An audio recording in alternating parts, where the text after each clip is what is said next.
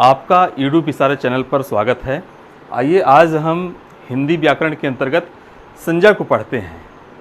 शब्द भेद के प्रारंभ संज्ञा से ही होता है। तो पहले हम समझते हैं संज्ञा है क्या है। इसको इंग्लिश में नाउन बोलते हैं, संज्ञा। तो जैसा कि इसके पहले भी हम वीडियो में बता चुके हैं कि संज्ञा का अर्थ होता है कोई नाम, किसी व्यक्ति, वस्तु, स्थान के नाम को संज्ञा कहते हैं। अथवा whatever you are seeing around to us that is संज्ञा, नाउन। जो कुछ भी हम देख रहे हैं अपने चारों तरफ, सब कुछ का कुछ न कुछ सबका नाम है और इस सबको संज्ञा कहते हैं। इसमें भाव भी होता है, तो किसी प्राणी, वस्तु, स्थान, भाव आदि के नाम को संज्ञा कहते हैं। बहुत सरल ही सिंपल डिफिनीशन है। पहले तो इसको आप ऐसा समझ लीजिए कि जो कुछ भी दिखाई दे रहा है, सब कुछ उसका जो भी नाम है तो संज्ञा है। अब संज्ञा तो है, लेकिन अब संज्ञा के कितने भेद हैं, इसके कितने प्रकार हैं, इस पर आइए हम देखते हैं। देखिए, आप प्रारंभ से ही कक्षा लगभग 5वीं से ही संज्ञा के बारे में पढ़ रहे हैं और जब प्रतियोगी परीक्षाओं में बैठते हैं, किसी कॉम्पिटिटिव एग्जाम में बैठते हैं, तो इससे संबंधित प्रश्न पूछे जाते हैं। तो यहाँ पर कॉन्सेप्ट क्लियर कीजिए पूरी तरह से, संज्ञा को समझिए, इसके भेद को समझिए, इसके प्रकार को समझिए। तो संज्ञा के प्रकार में मुख्यतः इसको अगर हम विभाजित करें तो दो हैं, एक व्युत्पत्ति के आधार पर है और एक अर्थ के आधार पर है। व्युत्पत्ति के आधार पर, अर्थ के आधार पर। तो व्युत्पत्ति के आधार पर संज्ञा के 3 प्रकार हैं। कितने प्रकार हैं? 3। ध्यान रखिएगा, रूढ़, यौगिक, योग रूढ़। आपको जब हम शब्द के बारे में पढ़ाए थे तो ये था वहाँ पर। तो यहाँ पर भी देख लीजिए कि व्युत्पत्ति अथवा उत्पत्ति के आधार पर संज्ञा के 3 भेद हैं, 3 प्रकार हैं। कौन कौन से हैं? रूढ़, यौगिक और योग रूढ़। अभी तीनों हैं क्या? बहुत सरल है, इसको अच्छे से समझ लीजिए। रूढ़, वैसे भी जब हम वार्तालाप करते हैं तो कहते हैं कि यह शब्द इसके लिए रूढ़ हो गया है। यदि इसको व्याकरणिक भाषा में ऐसा समझिए कि रूढ़ जिसका हम खंड न कर सकें, रूढ़ उसे कहते हैं जिसका बिल्कुल खंड न कर सकें। खंड करेंगे तो उसका कोई अर्थ ही नहीं निकलेगा, वह रूढ़ है। जैसे कि मान लीजिए कि यह शब्द है घर। अब घर जैसे ही बोलते हैं तो हमारे मस्तिष्क में एक चित्रांकन होता है घर का, ये पता चलता है कि ये घर है, ये मकान है। लेकिन यदि इसका आप खंड करते हैं, घ को अलग लिख दीजिए प्लस र, तो न तो घ का कोई अर्थ है न तो र का कोई अर्थ है। तो जब हम किसी भी शब्द का जब खंड करते हैं, उसको अलग अलग जितने उसके वर्ण हैं उसको आप अलग अलग कर दीजिए, तो उसका कोई भी अर्थ नहीं निकलेगा। और जब सम्मिलित रूप रहता है तो उसका एक अर्थ निकलता है। और यह जो शब्द है तो किसी एक चीज़ के लिए, सबको हम घर नहीं बोलेंगे, है ना। घर से तात्पर्य है घर का, घर को ही हम घर कहेंगे, इसको घर नहीं बोल देंगे। यह तो हमारी मेज है, ये दीवार है, तो जब जो हमारा घर होता है, मकान होता है, उसको ही घर बोलेंगे। साइकिल है तो साइकिल शब्द साइकिल को ही बोलेंगे, हम गाड़ी को साइकिल नहीं बोलेंगे। गाड़ी जब बोलेंगे तो गाड़ी को बोलेंगे, रेलगाड़ी बोलेंगे तो रेलगाड़ी को बोलेंगे। तो रूढ़ ऐसे शब्द होते हैं कि जिन शब्दों का जब हम नाम लेते हैं तो उसका चित्र हमारे मस्तिष्क पटल पर अंकित हो जाता है, पहली चीज़। दूसरी चीज़, इसका हम विभाजन, इसके जो हमारे अक्षर और वर्ण हैं, इसका जब विभाजन हम करते हैं तो इसका कोई अर्थ नहीं निकलता है, उसे हम रूढ़ कहते हैं। बहुत ही सिंपल डिफिनीशन है, बहुत ही सरल है, इसको समझ लीजिए। दूसरा है यौगिक। यौगिक किससे बना हुआ है? योग से। यौगिक क्या है? इसका मूल योग। तो योग का अर्थ क्या होता है? जोड़ना। मतलब 2 या 2 से अधिक शब्द जुड़े हुए रहते हैं। यौगिक में 2 या 2 से अधिक शब्द जुड़े हुए रहते हैं, लेकिन जुड़ करके एक शब्द बनाते हैं। तो जब 2 या 2 से अधिक शब्द हैं तो इसका खंड करेंगे, 2 शब्दों में विभाजित होगा। सीधी सी बात है भैया। इसमें तो एक ही शब्द हमारे रूढ़ में थे और यौगिक में हमारे 2 शब्द रहेंगे, 2 या 2 से अधिक शब्द रहेंगे। तो जब इनको हम मिलाएंगे तो एक शब्द बनेगा, अर्थात इसका खंड हो सकता है। तो ऐसे शब्द जो 2 या 2 से अधिक शब्दों से मिलकर के बने होते हैं और जिनका खंड किया जा सके, उसे हम यौगिक कहते हैं। पाठशाला, हिमालय। पाठशाला पाठधनशाला, हिमालय हिमधन आलय, है ना। तो ये सब हमें बहुत ऐसे शब्द हैं, सभी शब्दों को हम क्या बोलते हैं? यौगिक शब्द बोलते हैं। अब अगला है योग रूढ़। योग रूढ़, ध्यान से देखिए, यौगिक हो गया। योग रूढ़ ऐसे शब्द होते हैं जो यौगिक होते हैं लेकिन किसी के लिए रूढ़ हो जाते हैं। ध्यान दीजिएगा, योग रूढ़ भी यौगिक शब्द होते हैं। देखिए दोनों शब्द इसमें छिपा हुआ है, योग भी है और रूढ़ भी है। अर्थात ये ऐसे शब्द होते हैं जो यौगिक होते हैं लेकिन किसी के लिए रूढ़ रहते हैं, अर्थात विशेष अर्थ होता है। उदाहरण देखिए, एक ही उदाहरण समझाते हैं। यदि आपको संशय हो तो कमेंट बॉक्स में लिखिए, और उदाहरण आपको बताएंगे और समझाएंगे। यदि समझ में आपको नहीं आता है तो बिल्कुल निश्चिंत आप कमेंट में बताइए, लिखिए, मैसेज बॉक्स में लिखिए कि आपको क्या समझ में नहीं आ रहा है अथवा किस टॉपिक को और कैसे पढ़ना है आपको। तो निश्चित हम पूर्ण विश्वास के साथ आपको वादा करते हैं कि आपको समझाने का हम पूर्ण प्रयास करेंगे और मेरी गारंटी है कि आपको समझ में आएगा। योग रूढ़, योग रूढ़ मतलब यौगिक। ये शब्द हमारे यौगिक भी होते हैं और रूढ़ भी रहते हैं। पहली शर्त है यौगिक, मतलब केवल रूढ़ ही नहीं रहेंगे, यौगिक रहेंगे। दो या दो से अधिक शब्द उसमें रहेंगे लेकिन वो रूढ़ रहेंगे। जैसे जलज है, अब जलज का अर्थ हुआ जल में जन्म लेने वाला, जल में जन्म लेने वाला। लेकिन ये जो जलज है, जल में तो बहुत से हमारे प्राणी जीव जन्म लेते हैं, तो सभी को हम जलज नहीं, मछली जल में ही जन्म लेती है लेकिन वो जलज नहीं है। जलज जो शब्द है तो कमल के लिए रूढ़ है। जलज का अर्थ होता है कमल, कमल का जन्म जल में होता है। तो यहाँ पर यह केवल कमल के लिए रूढ़ है, इसलिए यह हमारा योग रूढ़ हुआ जलज।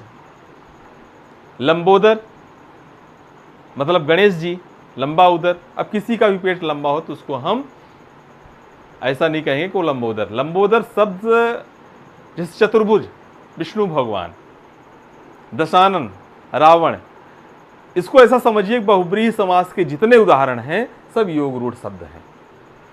तो बहुत ही सरल ये तीनों हमारे हो गए व्युत्पत्ति के आधार पर संज्ञा के। फिर से देख लीजिए, व्युत्पत्ति के आधार पर संज्ञा के तीन भेद होते हैं, रूढ़, यौगिक, योग रूढ़। रूढ़, यौगिक, योग रूढ़। रूढ़ क्या है समझ में आ गया, यौगिक क्या है समझ में आ गया, रूढ़ क्या है समझ में आ गया है। अब देखिए नेक्स्ट चलते हैं अर्थ के आधार पर। संज्ञा के अर्थ के आधार पर 5 भेद होते हैं। कितने होते हैं? 5 होते हैं। कौन कौन से? यहाँ पर व्यक्तिवाचक, जातिवाचक, भाववाचक, द्रव्यवाचक, समूहवाचक। आप तो इसको पहले ही पढ़े होंगे, फिर भी एक बार देख लीजिए। व्यक्तिवाचक, जातिवाचक, भाववाचक, द्रव्यवाचक, समूहवाचक। कक्षा लगभग 5 से मुझे ध्यान है कि संज्ञा की पढ़ाई शुरू हो जाती है, लेकिन बीच में जब हम यूजी करते हैं, पीजी करते हैं तो इसको उतना महत्व नहीं देते हैं। फिर जब प्रतियोगी परीक्षाओं में बैठते हैं, किसी भी प्रतियोगी परीक्षा में आप बैठेंगे, हिंदी का खंड रहेगा, भाग रहेगा, तो इनसे संबंधित प्रश्न हमारे आते हैं। तो जब तक हमारा कॉन्सेप्ट क्लियर नहीं रहेगा, अच्छे समझे नहीं रहेंगे, तो हम नहीं उसका ऑब्जेक्टिव में भी सही टिक कर सकते हैं, नहीं टिक कर सकते हैं। तो इसको समझना बहुत ज़रूरी है। व्यक्तिवाचक, जातिवाचक, भाववाचक, द्रव्यवाचक, समूहवाचक। इंग्लिश में क्या क्या बोलते हैं? व्यक्तिवाचक को बोलते हैं प्रॉपर नाउन, जातिवाचक को कॉमन नाउन, भाववाचक को अब्स्ट्रैक्ट नाउन, द्रव्यवाचक को मटेरियल नाउन, समूहवाचक को कलेक्टिव नाउन। अब इनको अच्छे से हम समझने का प्रयास करते हैं। देखिए, व्यक्तिवाचक संज्ञा, व्यक्तिवाचक प्रॉपर नाउन, ऐसे शब्द, संज्ञा वाले ऐसे शब्द जो किसी के नाम को संबोधित करके, मतलब उसका पर्टिकुलर नाम हो, प्रॉपर हो। जैसे मनुष्य तो बहुत हैं, लेकिन राम किसी का नाम है, किसी का नाम मोहन है। राम है, मोहन है, व्यक्तिवाचक। जैसे गाय है, लेकिन हम गाय का भी नाम रखते हैं, मान लीजिए श्यामा, गौरी, सुनैना इत्यादि हम नाम रख दिए। जब हम बोलेंगे कि हमारी सुनैना गाय, तो सुनैना उसी गाय के लिए, दूसरी गाय के लिए नहीं है, एक ही चीज़ के लिए है। घर का नाम हम रख देते हैं, गांव का नाम रख देते हैं। हमारे गांव का नाम बघौड़ी है, तो गांव तो बहुत हैं, लेकिन जैसे ही हम बघौड़ी बोलते हैं तो एक गांव का नाम बघौड़ी है, एक गांव का नाम सुड़वार है, एक गांव का नाम डमक है, तो एक ज़िले का नाम सीधी है।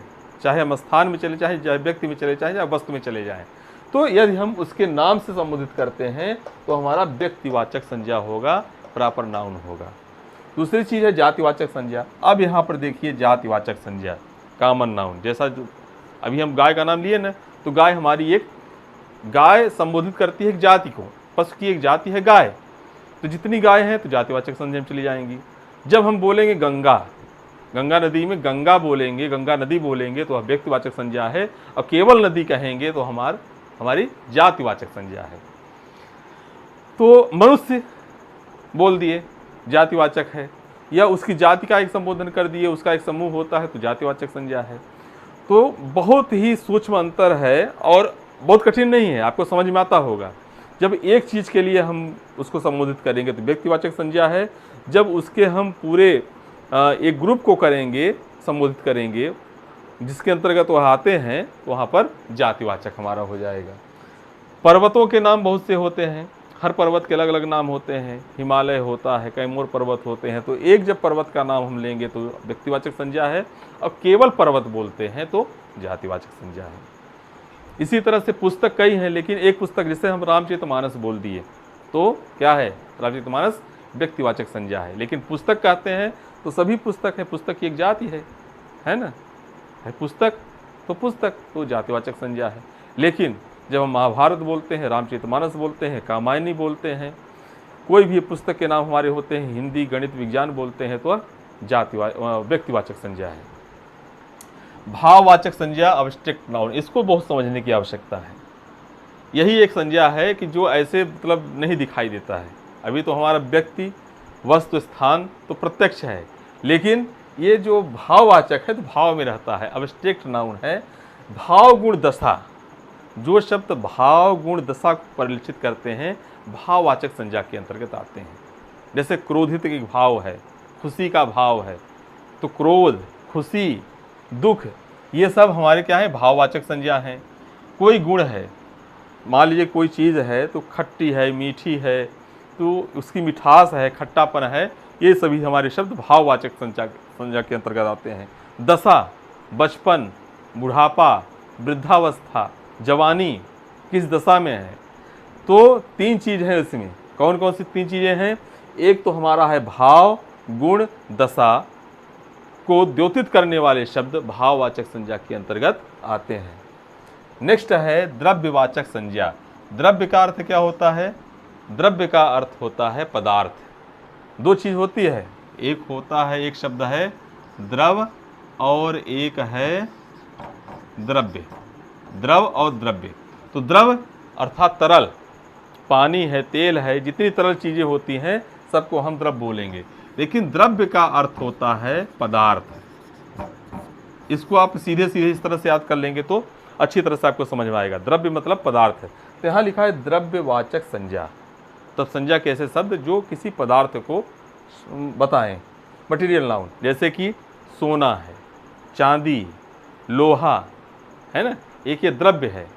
तो अब इसको हम तरल चीज़ों में ले लें, तेल है, गैस में ले लें ऑक्सीजन, कार्बन डाइऑक्साइड, हाइड्रोजन, ये भी एक द्रव्य है।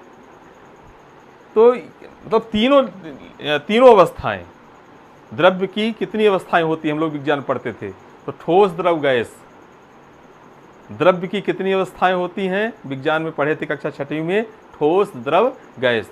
तो ठोस की चीज़ें, द्रव की चीज़, चाहे तरल हो चाहे गैस हो, तीनों चीज़ों को द्रव्य बोला जाता है, ये द्रव्य है। तो यहाँ पर ऐसे चीज़ों को द्रव्यवाचक संज्ञा के अंतर्गत ये आते हैं। नेक्स्ट है समूहवाचक संज्ञा। समूहवाचक मतलब ऐसे शब्द जो एक समूह को, एक ग्रुप को बताएं। जैसे हम बोलते हैं टीम, तो टीम शब्द से ही पता चलता है कि ये खिलाड़ियों की टीम है। मतलब इसमें एक व्यक्ति टीम नहीं बना सकता, मैं अकेले कोई टीम का निर्माण नहीं कर सकता। क्रिकेट की टीम होती है, 11 होना जरूरी है। उसके अनुसार वॉलीबॉल, कबड्डी की जो टीम बनेगी तो जितने नियमानुसार जितने खिलाड़ी होते हैं उतने उस टीम में होने चाहिए। तो टीम जो शब्द है समूहवाचक संज्ञा है। सेना, एक व्यक्ति सेना का निर्माण नहीं कर सकता है, सेना में सैनिक होते हैं, तो सभी सैनिक मिलकर के सेना होते हैं। पुलिस शब्द भी हमारा समूहवाचक है। फिर यहाँ सभा हम बोलते हैं, आज सभा का आयोजन हुआ, तो यदि एक व्यक्ति के साथ वार्तालाप करते हैं तो हम सभा में नहीं बोल रहे हैं। मतलब सभा शब्द ही बताता है कि एक हम समूह है, मतलब कई लोग हैं, कई व्यक्तियों का समूह एक विशेष उद्देश्य के लिए जो बुलाया जाता है तो उसको सभा बोलते हैं। आयोग, परिवार, पुलिस, सेना, संघ, ऑर्केस्ट्रा बोलते हैं। एक व्यक्ति कोई गाए तो ऑर्केस्ट्रा में कोई बजाने वाले होते हैं, गाने वाले होते हैं, विभिन्न वाद्य यंत्र होते हैं, सब मिला करके ऑर्केस्ट्रा कहा जाता है। तो इस तरह से ये जो शब्द हैं तो समूहवाचक आप समझ गए होंगे। फिर से एक नज़र हम देख लेते हैं संक्षिप्त रूप में, इसका सारांशीकरण कर लीजिए जिससे पूरी तरह से याद हो जाए। चलिए हमारे साथ। संज्ञा किसे कहते हैं? व्यक्ति, वस्तु, स्थान, भाव के नाम को संज्ञा कहते हैं। कितने इसके भेद होते हैं? मुख्यतः दो होते हैं, एक व्युत्पत्ति के आधार पर, एक अर्थ के आधार पर। व्युत्पत्ति के आधार पर कितने होते हैं? 3 होते हैं, रूढ़, यौगिक, योग रूढ़। रूढ़, यौगिक, योग रूढ़। रूढ़ किसे कहते हैं? जिनका हम खंड न कर सकें। यौगिक किन्हें कह सकते हैं? 2 या 2 से अधिक मिले हुए शब्दों को यौगिक। और योग रूढ़ क्या है? ऐसे शब्द जो हमारे यौगिक भी हों और रूढ़ भी हों, किसी के लिए किसी विशेष अर्थ में प्रयुक्त किए जाते हैं, योग रूढ़ होते हैं। क्लियर हो गया ये? नेक्स्ट इधर आते हैं अर्थ के आधार पर। 5 होते हैं, कौन कौन से? व्यक्तिवाचक, जातिवाचक, भाववाचक, द्रव्यवाचक, समूहवाचक। व्यक्तिवाचक संज्ञा किसे कहते हैं? किसी एक के लिए। जातिवाचक, उसकी जाति को जो बताए। भाववाचक, भाववाचक में क्या क्या अभी बताए हैं, फिर से देख लीजिए। भाव, गुण, दशा, 3 चीजें होती हैं, अगर इसको बताता है तो ऐसे शब्द भाववाचक संज्ञा के अंतर्गत आएंगे। फिर नेक्स्ट हमारा क्या है? द्रव्यवाचक, जो पदार्थ, द्रव्य की जो अवस्थाएं हैं, ठोस, द्रव, गैस, तीनों के अंतर्गत जो ऐसे शब्द आते हैं, संज्ञा आती हैं, द्रव्यवाचक संज्ञा के अंतर्गत है। फिर है नेक्स्ट हमारा 5वां समूहवाचक। तो साथियों, ये आज का टॉपिक रहा। इसके आगे हम किस तरह से जातिवाचक, व्यक्तिवाचक इत्यादि एक दूसरे में परिवर्तित होते हैं, बनाए जाते हैं भाववाचक, जातिवाचक, इस पर भी चर्चा करेंगे। देखते रहिए।